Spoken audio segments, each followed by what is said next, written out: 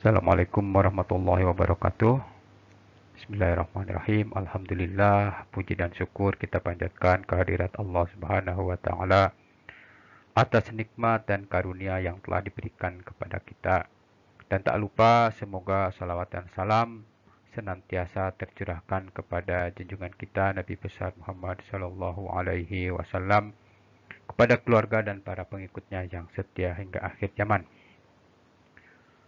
Pada pertemuan kali ini kita akan melanjutkan di Transmission Chassis Electronic Control System. Yang sebelumnya kita sudah membahas control sistemnya, sekarang kita masuk ke input device switch ya. Jadi pembahasan kita kali ini adalah input device switch. Yang pertama, di sini ada switch service break pressure, di mana kalau kita perhatikan di gambar, inilah untuk switch service break pressure seperti diperlihatkan pada gambar. Nah, switch service break pressure ini dia kondisinya adalah normally close ya, dia normally close. Kan ini terminalnya ada 2, 1, 2. Artinya ini yang ada nomor 1, ada nomor 2. Nomor 1 ini dia terhubung ke nomor 2 terhubung ke ground. Ya, kita perhatikan di sini. Switch normally close dan open saat service atau retarder break itu air pressure diterapkan. Kemudian menginformasikan ke ECM bahwa manual atau auto retarder itu kondisinya sedang engaged, dan menginformasikan ke ECM bahwa service break itu sedang diterapkan. Nah, saklar ini atau switch ini memiliki 3 fungsi untuk transmisi chassis ECM. Yang pertama, memberi sinyal transmisi chassis ECM untuk menggunakan elevated shift point yang memberikan peningkatan kecepatan engine selama pelambatan menurun atau downhill retarding untuk meningkatkan aliran oli ke break cooling. Kemudian yang kedua, dia untuk membatalkan control throttle shifting. Nah ini. Dan yang ketiga, sinyal transmisi chassis ECM untuk mengganti anti-hunt timer. Ini fungsi daripada switch service break pressure. Kita lihat di rangkaiannya kurang lebih seperti ini. Dari ECM, kemudian ini konektor, ini harness, dan ini adalah switchnya. Switch ini kondisinya adalah normally close. Artinya apa? Bahwa ketika tidak mendapatkan beban atau kerja, dia kondisinya sudah terhubung antara terminal 1 dan 2. Nah, pada aplikasinya dia akan terkena pressure ya. Akan terkena pressure sehingga dia akan membuka. Jadi kondisi awalnya dia membuka karena adanya kedap pressure pada switch tersebut. Nah, ketika retarder atau service break digunakan, maka ini akan kita lihat sini, ini switch dari returnnya ngalir ke sini. Nah, ini terhubung ke ground ya, ke return sini. Nah, ketika ini digunakan, yang tadinya terbuka, maka ini akan close ya, akan close. Sehingga akan ada aliran dari return tersebut. Nah, ini close, akan ada aliran ngalir ke sini, masuk, terus melewati konektor, kemudian masuk ke harness, masuk lagi ke harness, dan akan masuk ke retarder switch atau service break switch. Artinya apa? Si ECM ini akan mendapatkan informasi bahwa service atau retarder break ini sedang digunakan. Ya.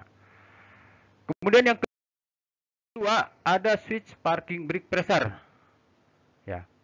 Di mana kita perlihatkan di gambar ini adalah bendanya, switch parking brake pressure switch di sini. Nah, dia normally open, artinya kondisi normalnya dia open. Ya, kita perhatikan ke sini, ini untuk terminalnya. Nah, switch normally open dan close selama penerapan pressure udara. Kemudian, tujuan dari switch ini adalah untuk memberi sinyal ke transmisi ECM yang saat parking brake atau secondary brake-nya itu engaged. Kemudian, Sinyal ini digunakan untuk mengesampingkan anti-hunt timer, yaitu untuk downshifting yang cepat dan digunakan untuk mendeteksi saat unit parkir. Ya. Ini kita perhatikan di rangkaiannya, ini normally open, artinya ketika parking brake tidak digunakan, maka ini akan kondisinya open, si ECM tidak mendapatkan ground. Kemudian ketika kita gunakan, maka apa yang terjadi? Nah, ini dari return masuk sini, standby di switch ini, di mana switch ini normally open. Ya. Kemudian ketika digunakan, maka akan menghubungkan antara terminal 1 dan 2, sehingga akan ada aliran. Ngalir ke sini, masuk, ya, kita perhatikan yang merah, masuk, sini, kemudian mengalir ke sini, dan akhirnya akan diterima oleh ECM. Artinya apa? ECM sedang mendeteksi kalau parking brake atau service parking brake sama secondary brake itu sedang bekerja. Kemudian yang ketiga ada low steering pressure switch. Ya, low steering pressure switch juga dia masuk ke ECM transmisi.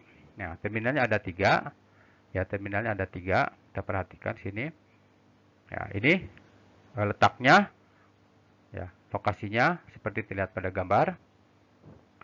Nah, kemudian steering pressure switch ini dia memberikan sinyal input ke transmisi chassis ECM. Ya, mengirimkan sinyal ke transmisi chassis ECM. Kemudian pressure switch ini memonitor kondisi dari steering system, yaitu pressure dari steering system. Switch memonitor output dari pompa steering. Jadi pompanya ini pressure-nya sesuai enggak dengan spesifikasinya. Kemudian switch ini memonitor supply pressure pompa selama low pressure standby. Ya, selama low pressure standby. Kemudian transmisi chassis ECM ketika mendeteksi, ya, dia akan mengirimkan sinyalnya ke FIMS yang memberitahu ke operator. Jadi si FIMS nanti akan menampilkan dan memberitahu ke operator kondisi dari steering system. Ya, kondisi dari steering system. Peringatan steering system hanya ditampilkan, ya, peringatan steering system akan ditampilkan jika ground speed di atas 8 km per jam atau gear switch sebenarnya tidak dalam kondisi netral. Ini untuk low steering switch. Kita perhatikan di rangkaiannya ini. Ini ada A, ada B, ada C. Di mana yang A ini dia akan terhubung ke frame, ke ground. Ya, terhubung ke ground. Ini kan terhubung ke ground. Kemudian kita perhatikan di sini, ini terhubung antara A dan B. Kemudian akan ada aliran masuk ke sini, ke B, terus masuk ke sini. Ya, si ECM akan menerima bahwa pressure dari steering system atau keluaran output dari pompa tersebut kondisinya normal. Ya. Nah, ini switch kita perhatikan di sini, di terminal ini ada A, ada B, ada C.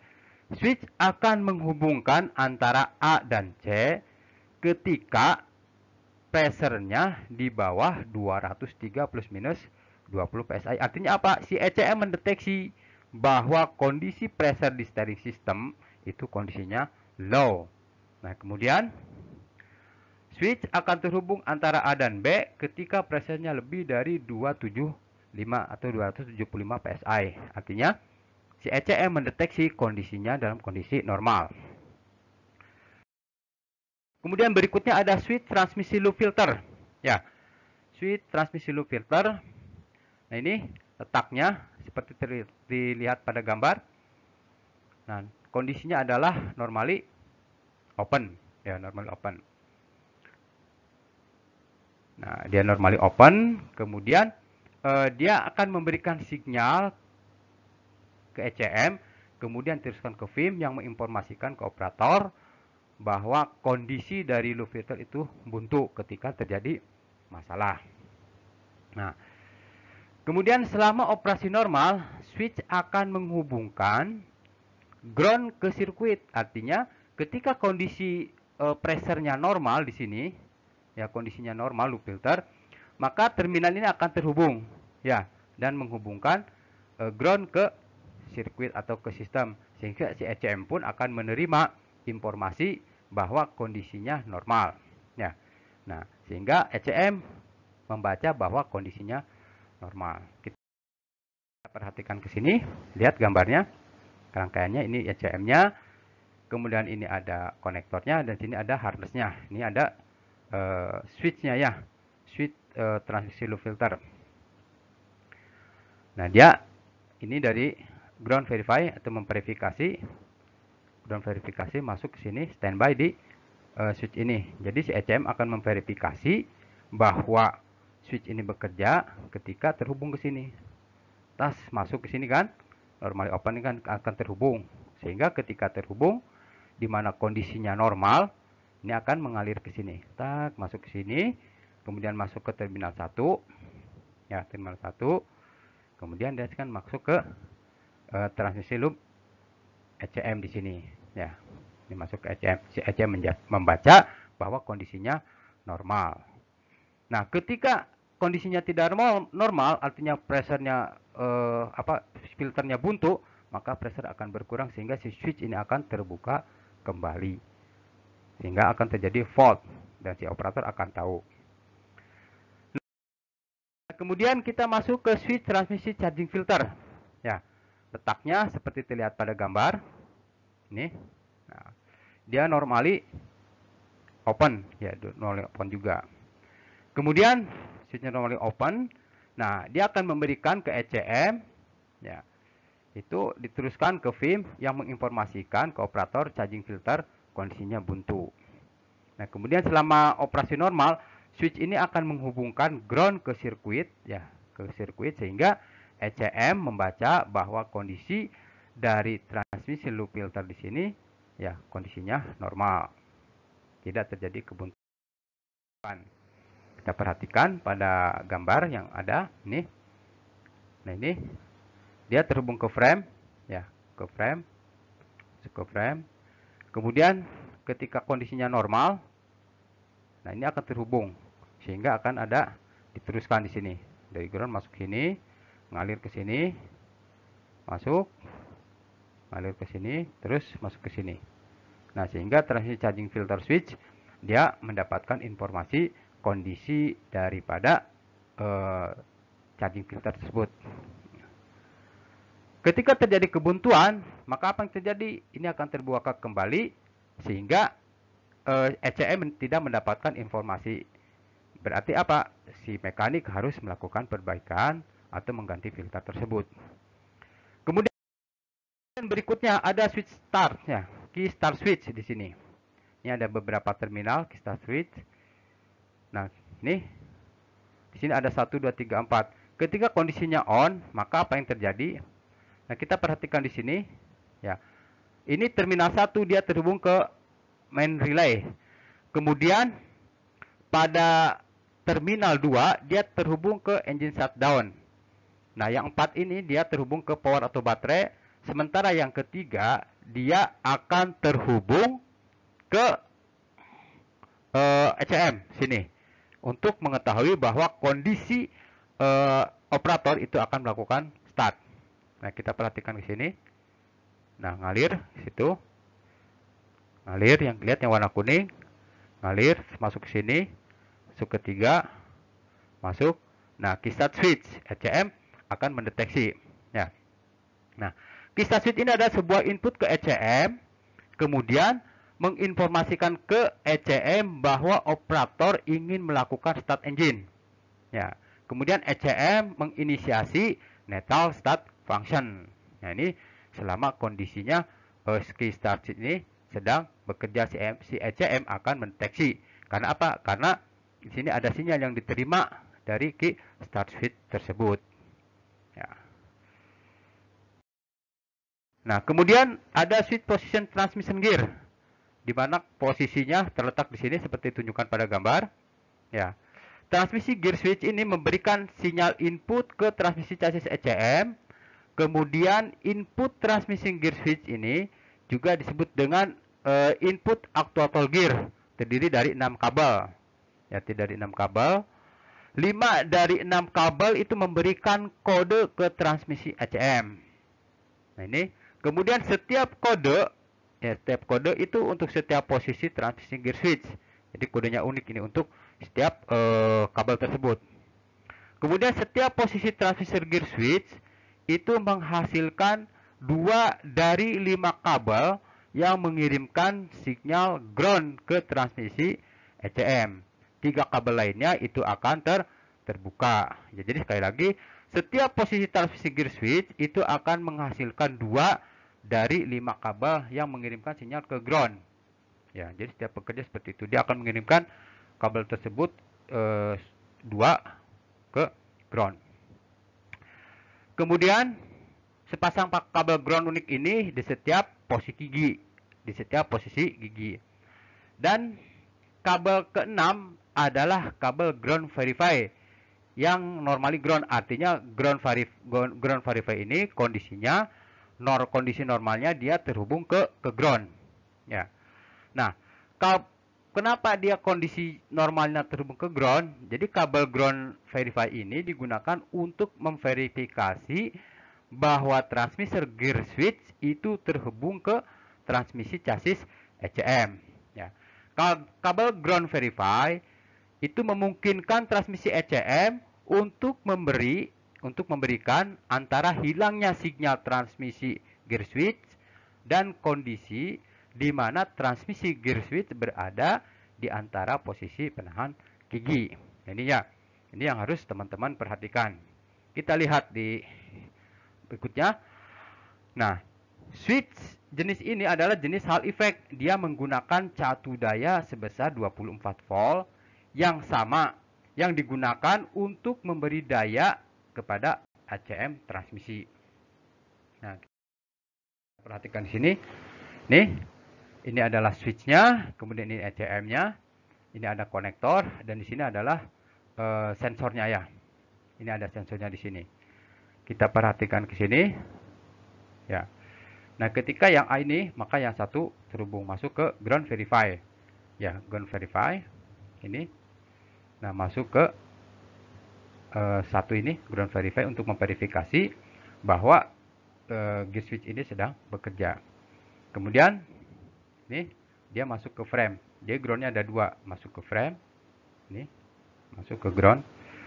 Kemudian, nah ini untuk 24 voltnya, ya karena dia Hall effect membutuhkan tegangan sekitar 24 volt. Nah kemudian sini, nah ketika nomor 1, nah ini yang B masuk sini, dia akan mengirimkan sinyal low sebesar 0,5 volt dan high-nya di 5 volt. Nanti sini ke gear 1. Kemudian nanti yang C masuk ke sini, ngalir terus ke sini kan, masuk ke sini, masuk ke sini, masuk ke gear 2. Kemudian kita berikutnya, ya ini kita perhatikan tinggal dari gambar nih, yang F masuk ke sini, ya masuk ke sini, nah masuk ke sini, kemudian dia akan masuk ke gear 3. Ya, teman-teman tinggal perhatikan aja bagaimana alur dari arus tersebut. Kemudian yang G ini ya masuk ke nomor 7. Masuk ke nomor 7, ngalir ke sini, dia akan masuk ke gear 4.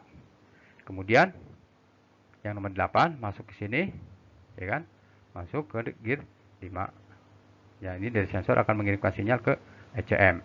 Sehingga proses kerjanya seperti itu. Jadi sekali lagi bahwa si gear switch ini dia akan mengirimkan sinyal ke ECM, low di 0,5 volt amplitudenya dan high di 5 volt, itu untuk amplitudenya. Nah, terima kasih, demikian untuk penyampaian device input switch. Semoga bermanfaat. Mohon maaf dari segala kesalahan. Assalamualaikum warahmatullahi wabarakatuh. Semangat pagi!